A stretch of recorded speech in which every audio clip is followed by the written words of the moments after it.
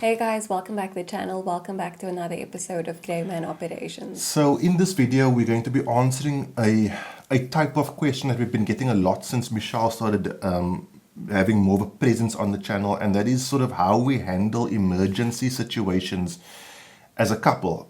We get a lot of people asking about things like home invasions and hijackings and kidnappings, and I refrain from answering because we don't have a dedicated plan for every scenario. We have overarching plans for a multitude of different scenarios, and we're sort of going to take you through them in this video. So this is a really cool video to watch with your partner because it might just leave you guys with some food for thought. Also, guys, to my patrons, I'm giving away a Strikeman at home laser training kit. That's the target and the laser round at the end of this video on Patreon. There won't be any audio because we're actually going away for the weekend. Today is Thursday when we're filming this. So you'll see the draw, but you won't have audio over it. And then I might give away another one on Patreon next week. So if you're on join Patreon, it's the first link in the video description below if you're watching on YouTube. If you're watching on Facebook or Instagram, it's the first comment. Okay, let's get to it. So the first thing I want to talk to you guys about is home invasion, for example. Okay, now Michel and I have rules for when we are together at home, rules for when we are together in public, and rules for when we are apart. Now, rules for when we are together at home. There's one overarching rule, right? That no matter what happens, Michel must always survive. Okay, Michel is the primary. If you're talking about close protection, okay, and it's not me trying to be macho or brave. That makes my life a lot easier. If I know, okay, she's safe, now I can do what I need to do. Okay, so let's get into home invasion. Now, first of all, both Michel and I are firearm owners, but what you'll notice with our firearms is that they have a very similar capability. We both have red dots, we both have weapon-mounted lights, and we both carry spare mags. And so what that means is if for whatever reason there is a home invasion and I need to use her firearm, she may be in the bathroom, whatever the case may be, I don't know how it happens. Okay, we sleep with our guns on the pedestals next to our bed. So there's a gun next to her bed and a gun next to my bed.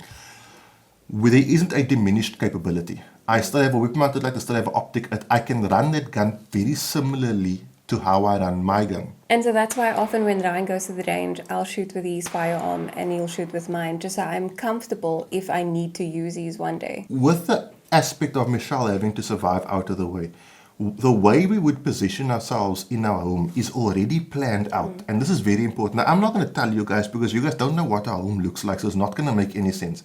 The important piece of it is that there is a plan. I sleep closest to the door. And so Michel is going to roll off her bed on her side, and I'm going to roll out in front of her. So for anybody or anything to get to Michel, it will physically have to go through me. Okay? We train for that, so Michel knows where to put her gun and I know where to put my gun so she doesn't shoot me in the dark, for example. And the plan needs to be run through. With your family, it's not something you'll just chat about. I think, especially if you have kids, with husband, wife and kids, run through it, almost like reenact it, act it out, and so that everybody knows exactly what they need to do when these things happen. And the thing is, what's important to remember is, you are probably going to perform 1/3 of what you think you can do. So think of how fast you can run, you can run 1/3 as fast. Think of how good you can shoot 1/3 as good. So that plan needs to be something very, very simple. Have it be something really, really simple and really easy to remember and have very basic goals. That is for at home. And then we have another plan for when we are together and we are out. So the main point when we are out together and something goes down, I will always listen to Ryan's instruction. And that's basically the top rule of this formula. And the good thing is he's well trained. He is... So can I just interject here? Yeah. So it's not about listening to my instructions, it's about following my instruction. Okay? So this isn't a I'm the boss, you not the boss kind of thing. In order to have that privilege that someone's going to follow your instruction, you kind of have to prove to them that your instruction is worth following. That's what I was going to say. So it's my job to go to the range. It's my job to ensure I'm trained. It's my job to always push her to get better trained and push myself to be even better. Okay? Somewhere along, and this isn't something that she just decided, oh, I've got nothing better to do, I'm going to follow Ryan's lead. Somewhere along the line in Michel's time with me, she decided, This guy knows what he's doing. And Okay. I just want to say, sorry, that in today's world, there's this movement about like the independent woman and that you can protect yourself. I think this is very like amongst the women. But when you have a man that leads as well as you do, that I can trust with my life, that he shows me through his training and all he does around the house and in our relationship and everything, that he is someone I can trust in any situation. It is easy to follow, to listen. But the important thing then is, guys, right? You don't get to just have that. You have to be the guy who, in the situation, you're like, okay, I'm going to handle the situation. We have financial difficulty. Okay, I'm going to go out and get a second job. There's sound breaking into the house. Okay, I'm going to go. The car's broken down. Okay, I'm going to go have the car fixed. So it's not free. Okay, and I think this is the biggest problem with guys. Guys think, okay, because I'm a man, the woman must listen to me. You've earned it. Yeah, so you kind of have to earn that right by proving yourself in the difficult situations. If you're going to run and hide when it gets difficult, you can't then come back a day later and say, listen, you must follow me.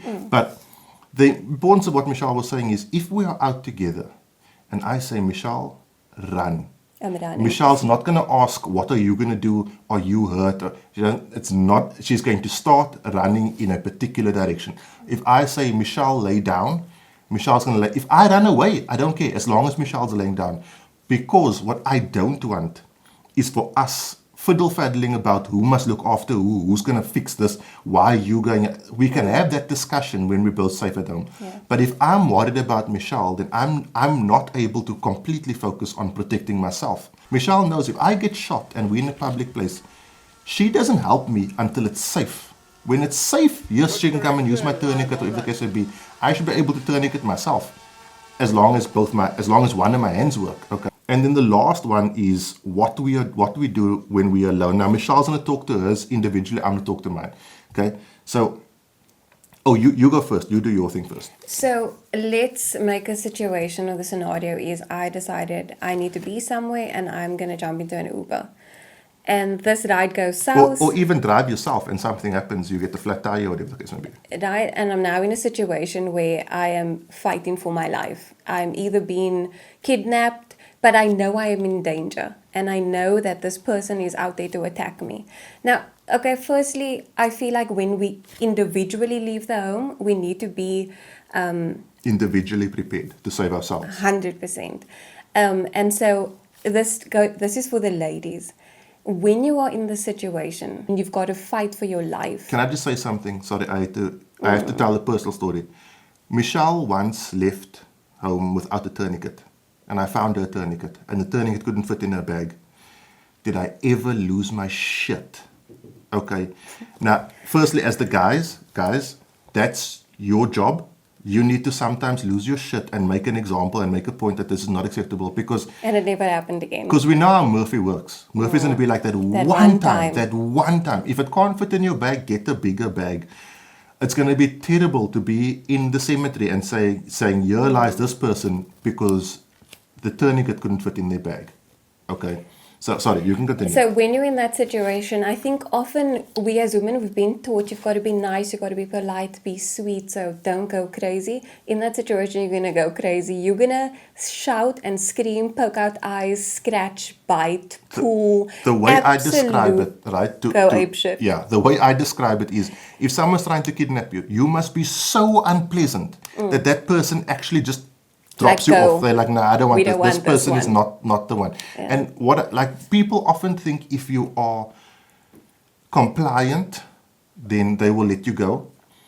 The rarity of that is so freaking rare. And with kidnapping, there's two crime scenes. There's the kidnapping crime scene and the second crime scene where they're taking you to. If you get to that second crime scene, listen, something's going to happen to you. Okay? People not kidnapping you for, I'm going to take you to my house now and then drop you off later on. Something's going to happen to you. Okay?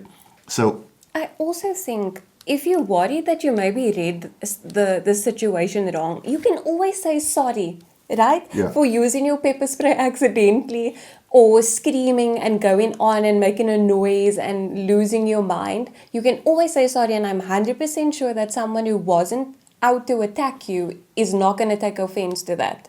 So you've just got to give your absolute all, you want to get back home to your loved ones, and that is the time you fight until you're out of the situation and you're safe. And like I've said to her, if you're being punched, stabbed, shot, right? We talk about this and we talk like this. No matter what they are doing, okay, you can, listen, if you're not going to make it, you're not going to make it. You might as well go out fighting, okay? But if you're not going to fight, you almost definitely are not going to make it. So no matter what happens, you cannot allow them to get you into a vehicle. You cannot allow them to get you to the second crime scene. You fight like a mad, possessed person. And then for me being on my own, so I have a very similar philosophy to Michel in that someone who is going to take my life is going to have to work really, really hard. My job is to make sure that Michelle's life is easy, and her life is a lot easier with me alive than with me dead. Now, she is more of a target than what I am. And the reason for that is because I can do things that make me less of a target. I can be physically imposing. I can carry myself well. I can be more aware. But what's important is, people always say be aware of your surroundings. But listen, I've done avoidance and awareness classes. People don't know what to be aware of. So you're like aware of your surroundings. Oh, there at that shop, there's a special. Here at this, there's an ATM. You know, you have to train to know what to be aware of in your surroundings. Yeah. And that's where my responsibility comes in. It's my job, my function. I have to be really well trained. I personally believe I always have to be more well trained than Michelle, because that way she has something to aspire to. My aspirations is to make sure she always has something or someone to aspire to. And so that's how we manage our safety. Let's switch the view, do the patron giveaway, and then we'll come back and end. Okay guys, so I managed to sneak away and get a quiet moment to do this. So I am going to get some audio. So those of you who've been a patron for a long time will know the procedure. For those of you who are new, I'll take you through it. That's a list of my active patrons. I'm going to copy that list and paste it into a name randomizer. That's going to randomize the order of these names. Let's randomize 164 names, and we have 164 active patrons. I'm then going to take the numbers that correspond to those names and paste them in a random wheel of names. Let's paste that there. And sorry, scroll down, should be 164. Get rid of that. 164 entries, I'm going to shuffle it, and this is going to be the winner of the Strikeman laser training system. And I'm pretty sure I'm going to be giving away another one next week. If not the whole system, just the cartridge, but I think I'm going to be doing another giveaway on Patreon next week. And the winner is number 123, 123. So let's see who number 123 is on our list. And it's going to be Glenn St. Joseph. So well done to you, Glenn. We are going to hook you up with one of those Strikeman laser targets. I really appreciate your support. Let's switch back and we will end off. So well done to that patron winner, and then we may be giving one away next week. We're going to try to give another one away. These things are, this training kit is really cool. I really like it, and I think it provides a massive advantage. Also, I'll be doing a course with gunlicense.co.za on the 6th of April. Yeah, it's a beginner course. I'm going to be filming it. Michelle's going to be doing it. So that's going to be, remember we said we're going to be showing a firearm training journey. That's the first lesson, first course.